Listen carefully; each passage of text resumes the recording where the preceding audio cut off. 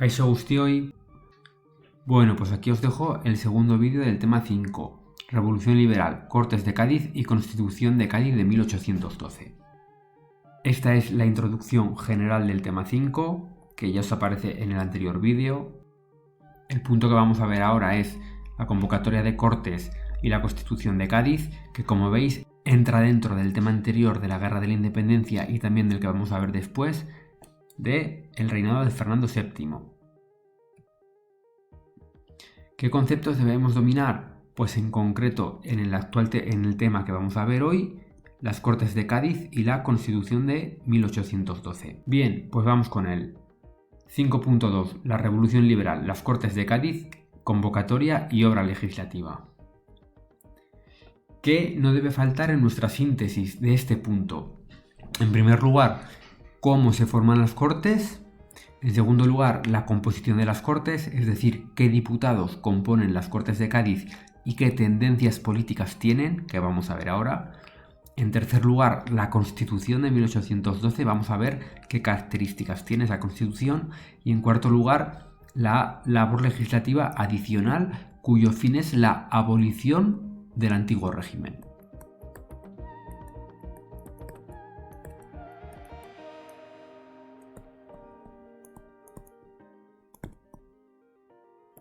¿Cómo se forman las Cortes de Cádiz?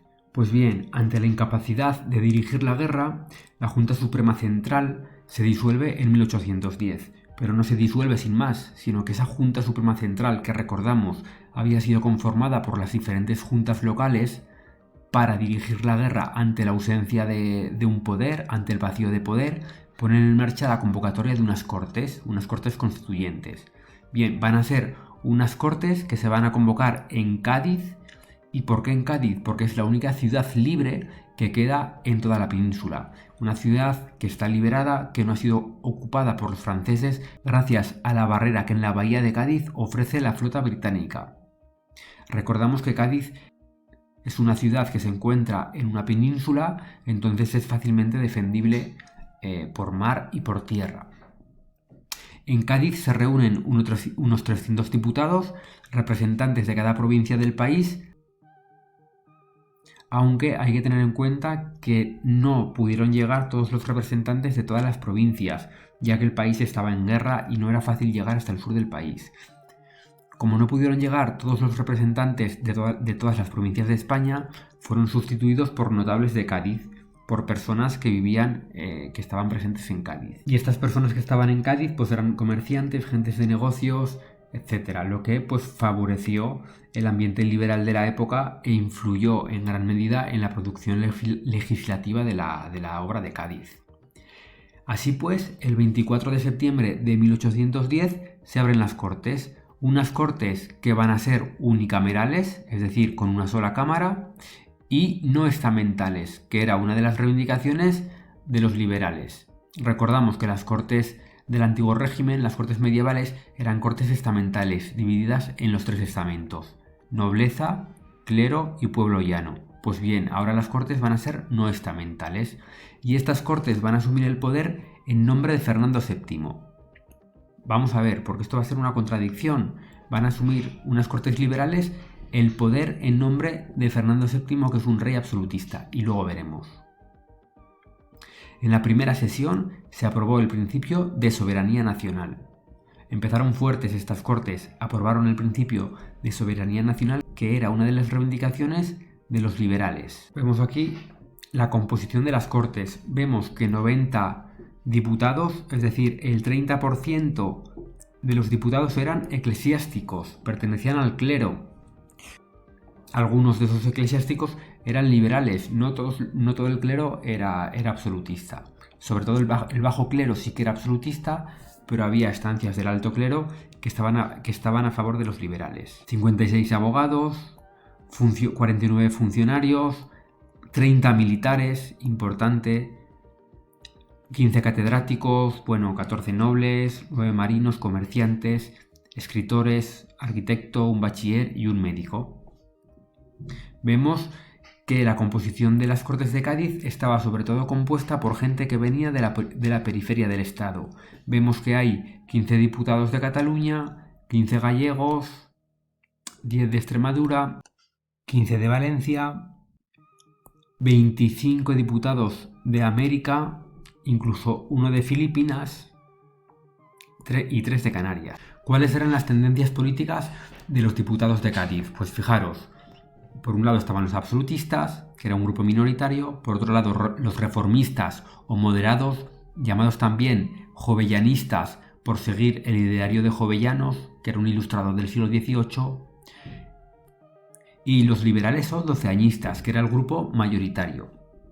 Los liberales o doceañistas, el grupo mayoritario, abogaba por la soberanía nacional, es decir, que la soberanía recayera en la nación, en los ciudadanos, y por una sociedad de clases, así como la separación de poderes. Las ideas liberales habían penetrado en España procedentes de Francia, pese a la censura oficial, pese al cordón sanitario que hizo Floridablanca, y los liberales estaban a favor de esas posturas liberales de la Revolución Francesa, aunque también reconocían a Fernando VII como rey legítimo. Coincidían con los jovellanistas en luchar contra el usurpador Napoleón, pero defendían muchas de las ideas de la Revolución Francesa, que el propio Napoleón estaba extendiendo por Europa, y en este sentido eran partidarios del unicameralismo, que los separaba de aquellos, puesto que los jovellanistas apostaban por 2 cámaras. Como los jovellanistas, los liberales pertenecían a la intelectualidad y a la burguesía media, y aunque no marginaban totalmente las tradiciones políticas hispánicas, consideraban imprescindible recoger las bases de la reforma en una constitución escrita. Los reformistas o moderados, llamados jovellanistas, por ser seguidores de Jovellanos, son antiguos reformistas que piensan que hay una necesidad de reformas, pero respetando los elementos del antiguo régimen. Coincidían con los afrancesados en proclamar la necesidad de reformas, pero sin revolución, pues no aceptaban las renuncias de Bayona y por tanto no admitían a Napoleón y a José I como rey. Eran intelectuales opuestos a Napoleón. Pensaban que una nación es una formación histórica en la cual cada generación debe tener en cuenta la labor de la anterior, y que el país contaba con una constitución formada por las leyes tradicionales, es decir, no hacía falta una constitución refrendada por el pueblo, sino que el país ya tenía unas leyes naturales. Como modelo de sistema político tomaban el de Gran Bretaña y consideraban la necesidad de independencia del poder judicial, así como la intervención de las Cortes, constituidas por los 3 estamentos, nobleza, clero y pueblo llano, en el gobierno y la labor legislativa, es decir, creían en estas Cortes estamentales pero reformadas. Y por último estaban los absolutistas, que eran minoritarios, que eran defensores de la soberanía real y de la sociedad estamental también. Defienden el antiguo régimen en el que el rey puede disponer libremente sin necesidad de consultar a la nación. Los absolutistas son partidarios de convocar las Cortes, puesto que las consideran un instrumento del antiguo régimen para defender los intereses de la nación frente a la invasión extranjera. A lo largo de las discusiones en las diferentes sesiones de las Cortes se va a imponer la mayoría liberal. Las diferencias son claras, pero a todos los une la defensa de la patria y de Fernando VII. Y estas Cortes de mayoría liberal promulgan la Constitución de 1812. Así pues, el 19 de marzo de 1812, día de San José, y por eso se le conoce popularmente como la Pepa, se promulga la primera Constitución de España, compuesta por 10 títulos y 348 artículos. Su planteamiento político y filosófico se basa en la soberanía nacional y en la monarquía parlamentaria. Van a ser unas sesiones de discusiones maratonianas de más de 4, 5, 6 horas para redactar los 348 artículos. ¿Qué características tiene esta Constitución? Fijaros, os he puesto aquí el artículo 13 de la Constitución, que dice: el objeto del gobierno es la felicidad de la nación, puesto que el fin de toda sociedad política no es otro que el bienestar de los individuos que la componen. Fijaros qué artículo más bonito tenía la Constitución de 1812. Bien, la Constitución de 1812 parte de que la nación española la componen todos los españoles de ambos hemisferios. Uno de los principios fundamentales es la soberanía nacional, es decir, el poder reside en el conjunto de los ciudadanos. Va a ser una constitución que contiene una amplia declaración de derechos ciudadanos y derechos individuales, como la libertad de pensamiento, la libertad de opinión, la libertad de expresión, la libertad de imprenta, el derecho de propiedad, el derecho a la educación, que veremos al final, que es súper importante, y la inviolabilidad del edificio, así como la abolición de la tortura. La Constitución establece el sufragio universal masculino indirecto para mayores de 25 años en cuarto grado. ¿Qué quiere decir esto? Que todos los hombres, atención, hombres, las mujeres no pueden votar. Los hombres mayores de 25 años elegían a unos compromisarios y a su vez estos compromisarios elegían a los diputados. Es decir, la votación es indirecta, no es directa como la que tenemos hoy, que elegimos a los propios diputados. No. Los varones mayores de 25 elegían a unas personas por encima de ellas y éstas elegían a su vez a los diputados. Establece la igualdad de todos los ciudadanos ante la ley, lo que hace que se supriman los privilegios estamentales. Se omite toda referencia a los territorios con fueros, lo que equivalía en parte a su no reconocimiento, aunque no se derogan los fueros navarros y vascos. Esto es lo que se conoció como el principio de centralización. Veremos que esto va a ser una reivindicación fundamental del liberalismo y que va a ser una de las causas que provoque la primera guerra carlista, puesto que los carlistas defendían una España foral y defendían los derechos históricos de navarros y vascos, pero lo veremos más adelante.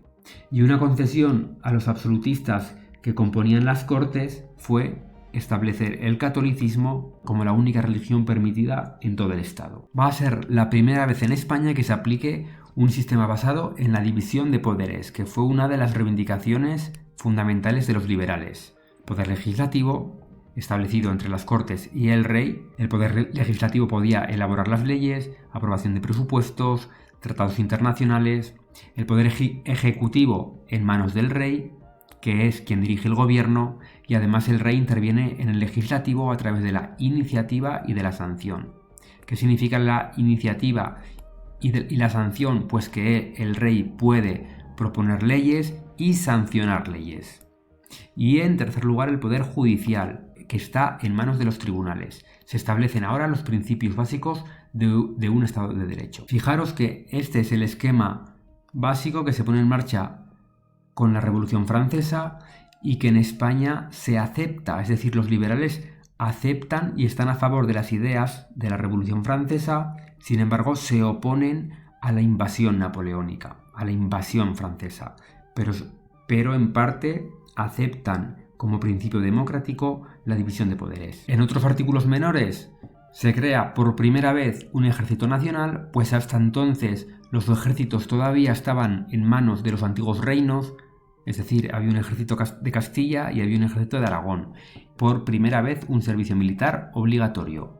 Se mantiene a la Milicia Nacional, que eran cuerpos armados provinciales con una composición proporcional a su población y circunstancias concretas, es decir, que solamente en casos de necesidad se armaba una milicia nacional con amplia base popular. Se implanta un sistema de enseñanza primaria pública por primera vez en España y se divide el territorio nacional en provincias. Así pues, las Cortes de Cádiz llevaron a cabo una labor legislativa adicional que consistía en la abolición del antiguo régimen. Una intensa labor legislativa para acabar con el antiguo régimen y crear un Estado liberal. Para ello, abolen los señoríos jurisdiccionales. ¿Qué eran los señoríos jurisdiccionales? Pues eran tierras controladas por diferentes nobles en los que los señores feudales, los antiguos señores feudales, podían crear jurisprudencia y aplicar leyes en sus propios territorios al margen del Estado. Los señores feudales se convierten en propietarios y no los campesinos, que eran quienes trabajaban esos señoríos jurisdiccionales. Podéis ver el documento que os he añadido sobre la abolición de estos señoríos y cómo eso provoca muchas controversias con los privilegiados y la tradición, y apenas unos meses después reponen alrededor de 150 señoríos. Se eliminan los mayorazgos, que era el derecho a las grandes herencias, se declara la libre propiedad y se apuesta por la desamortización de las tierras comunales, es decir, que las tierras comunales que existían en muchos pueblos y que eran trabajadas por campesinos se puedan vender y de hecho se venden y muchos campesinos dejan de poder trabajar esas tierras. Se abolen los gremios, que eran una institución propia de la Edad Media, y se decreta la libertad de trabajo, de producción, de contratación y de comercio. En definitiva, la libertad de mercado. Y se abole la Inquisición. Como veis, son medidas que tienden hacia un protocapitalismo que va a costar mucho que arranque en España todavía. Bien, la legislación de Cádiz fue muy avanzada debido a que surge en un contexto de anormalidad política, en un contexto de guerra. Sin embargo, fue una constitución que apenas tuvo aplicación práctica, debido, entre otras cosas, a que España no estaba preparada para una aplicación de corte liberal y a la vuelta al absolutismo con Fernando VII en 1814, una vez terminada la guerra. ¿Y Fernando VII qué hace? Cuando llega, abole las Cortes de Cádiz, es decir, termina con la obra legislativa liberal de Cádiz y retoma el absolutismo al que las Cortes liberales de Cádiz habían puesto fin. Pero esto lo veremos en el próximo punto. Por lo tanto, podemos concluir que el triunfo de los liberales en las Cortes no fue definitivo. ¿Por qué? Porque frente a la ideología revolucionaria existía en el pueblo un sentimiento absolutista, porque la burguesía todavía no tenía una entidad propia como clase y no pudo hacerse cargo del movimiento reformista, como sí que lo tuvo, por ejemplo, la burguesía británica o la burguesía francesa, porque existía una falta fuerte de contacto entre los intelectuales y el pueblo, y porque la mayoría del pueblo español que había luchado en la guerra y que aclamó el regreso de Fernando VII no tenía conocimiento del proceso revolucionario desarrollado en Cádiz. Es decir, fue algo aislado del pueblo y que se plantea en círculos elitistas.